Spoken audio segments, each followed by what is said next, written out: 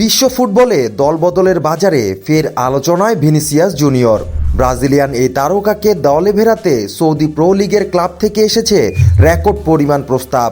এই প্রস্তাব বাস্তবায়িত হলে নেইমারের বার্সেলোনা থেকে পিএসজিতে 200 মিলিয়ন ইউরোর দলবদলের রেকর্ডও ভেঙে যেতে পারে।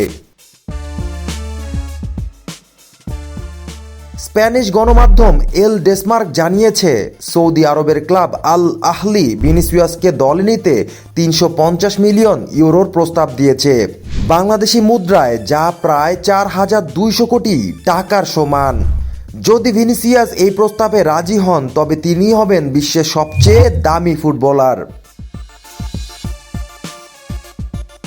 24 বছর বয়সী এই সুপারস্টারের জন্য শুধু আল আহলি নয়, সৌদি প্রো লিগের আরও দুটি ক্লাব আল নাসের এবং আল হিলালও আগ্রহী। তবে বর্তমানে প্রতিযোগিতায় এগিয়ে আছে আল আহলি। ক্লাবটি এরই মধ্যে রবার্তো ফিরমিনো, রিয়াদ মাহরেজ এবং ইভান টনির মতো তারকাদের দলে নিয়েছে। ভিনিসিয়াসের বর্তমান চুক্তিতে 1 বিলিয়ন ইউরোর রিলিজ ক্লজ থাকলেও আল আহলির এই প্রস্তাব রিয়াল মাদ্রিদের জন্য যথেষ্ট আকর্ষণীয় বলে মনে করা হচ্ছে। যদিও রিয়াল মাদ্রিদ এই প্রস্তাবে তেমন আগ্রহ দেখায়নি। ক্লাবটি জানিয়েছে, ভিনিসিয়াসকে ধরে রাখার বিষয়ে তারা দৃঢ় প্রতিজ্ঞ। উল্লেখ্য, তার বর্তমান চুক্তির মেয়াদ শেষ হবে 2027 সালে। অন্যদিকে ভিনিসিয়াস নিজেও রিয়াল মাদ্রিদে থাকার ইচ্ছা পরিষ্কার করেছেন।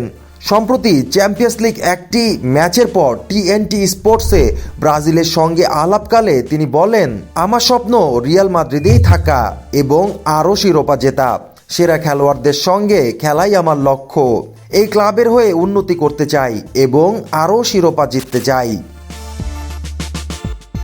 তবে সৌদি ক্লাবগুলোর আর্থিক প্রস্তাব ভবিষ্যতে রিয়াল মাদ্রিদ এবং ভিনিসিয়াসকে কঠিন সিদ্ধান্তের মুখে ফেলতে পারে। ইউরোপের বিভিন্ন গণমাধ্যমের সূত্রে জানা গেছে, এখনও সৌদি ক্লাবে যাওয়ার বিষয়টি নাকচ করে দেননি। এখন দেখার বিষয় মাদ্রিদ এই প্রস্তাব এড়িয়ে যায় কিনা।